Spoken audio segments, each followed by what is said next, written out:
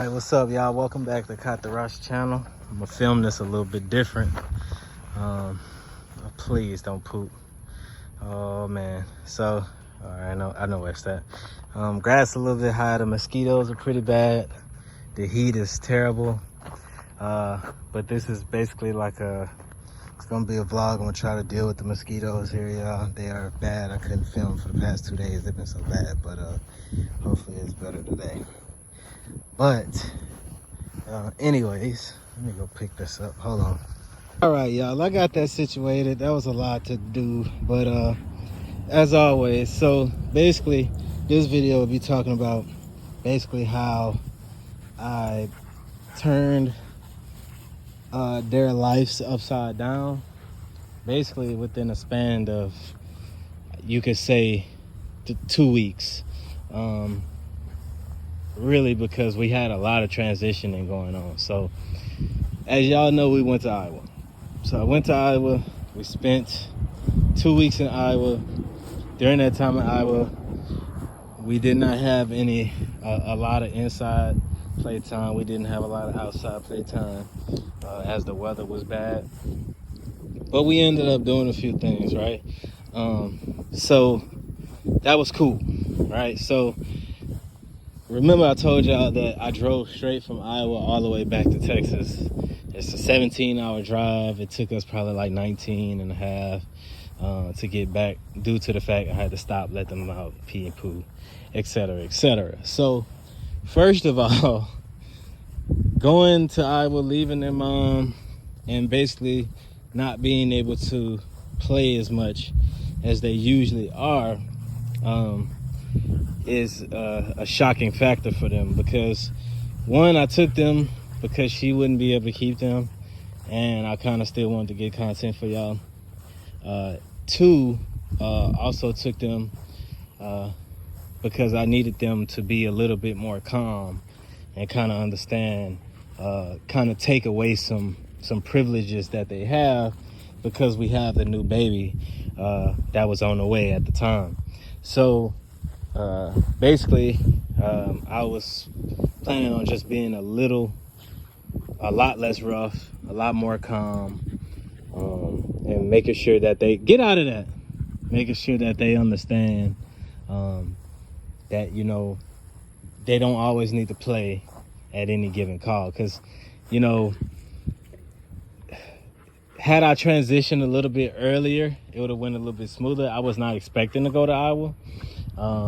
But I did anyway, because the money was good, and you know, I took it. So I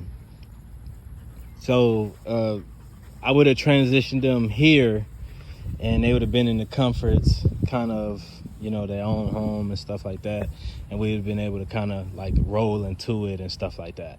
Now, is it my fault? Yes, I should have probably transitioned a little bit earlier, but I wanted to give them a lot of time to kind of be themselves and not have to be too calm all the time, just because I know their life was going to kind of progress, at least for a couple of months or so, and then we'll get back into, you know, regular order, depending on what they show me as dogs. And so what do I mean by that?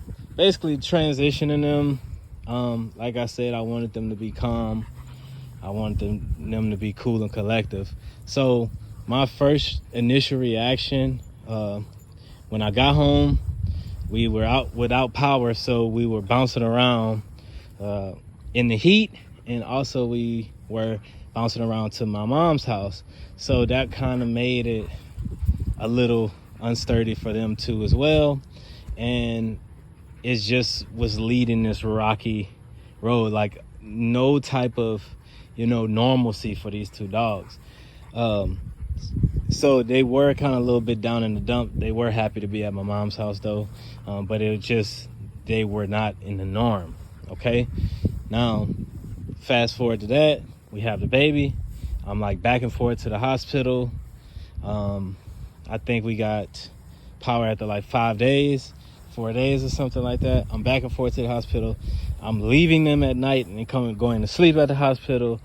The labor was pretty bad, and you know, the delivery went okay, Had to have an emergency C-section. The delivery went okay, but she was in labor too long, so she basically couldn't do anything. I basically had to do everything. So I was back and forth to the hospital, trying to take care of them, trying to make sure she good, and et cetera, et cetera. So then we come home with this baby, right? So now I'm expecting, so what I expected from Cot was what I got from Bird, and what I expected from Bird, I got from Cot. So her initial reaction was interested, but still listened, still understood, hey, back up, chill, but still very, very, very interested, right? This fool here was acting like Bird was in heat or something. Like, this is how he act, right? So you got a lot of crying, a lot of whining, a lot of stuff like that. Now, y'all know I don't allow crying and whining, so it's not something that I let slip, and it's not from lack of training or nothing like that. Y'all notice I don't like crying, I don't like barking, I don't like any of that type of stuff, so I don't even let that slide. But that's just what it was, right? So that's what he was doing. So basically, I'm like, oh my Lord. So now I'm in for a world of hurt, because it's like I got this new baby. He's crying all the time. She's crying.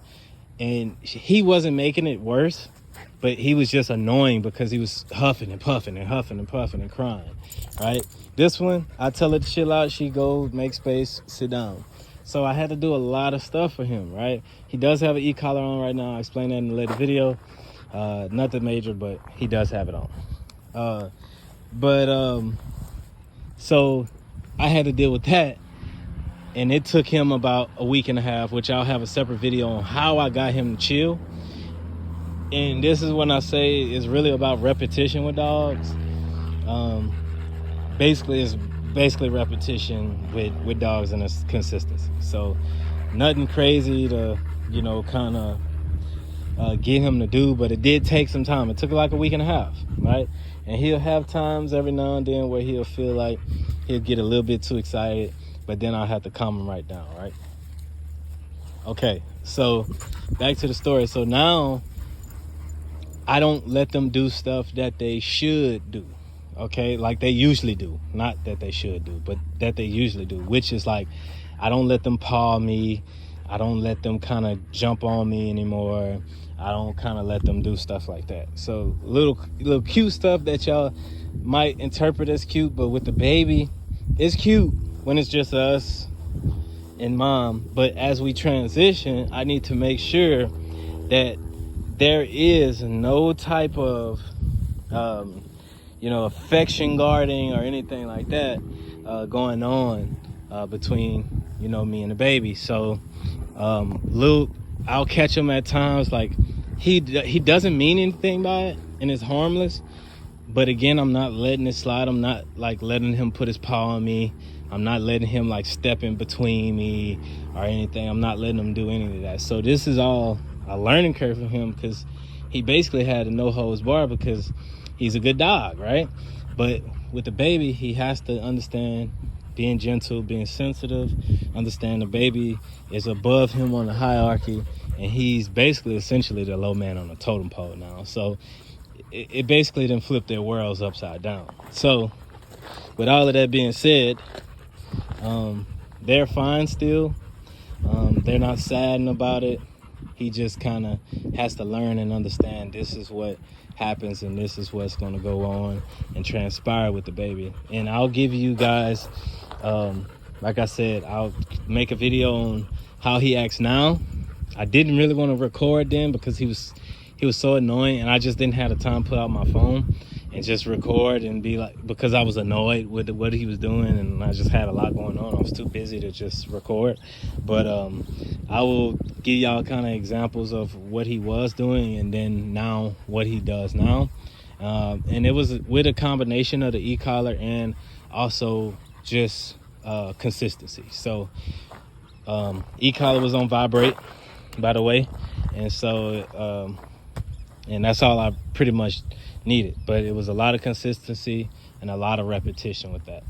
But let me know down in the comments, man, how y'all transitioned y'all dogs, if y'all had babies. Now, I did what I did because we have a small space, and you know, if we had a bigger space, I would have been less like hard on this transition. I would have been more kind of lenient because we would have been able to have space, a kennel, and all the stuff I used to have before I sold everything. All right, so let me know in the comments, man, how you think did you guys transition your dogs when you had a baby? Let me know in the comments, question below. Drop them. We'll see you in the next one, man. That's pretty much the story of that. And but they're good. They're happy. They're hot right now, so we're gonna go in. But see you guys in the next one.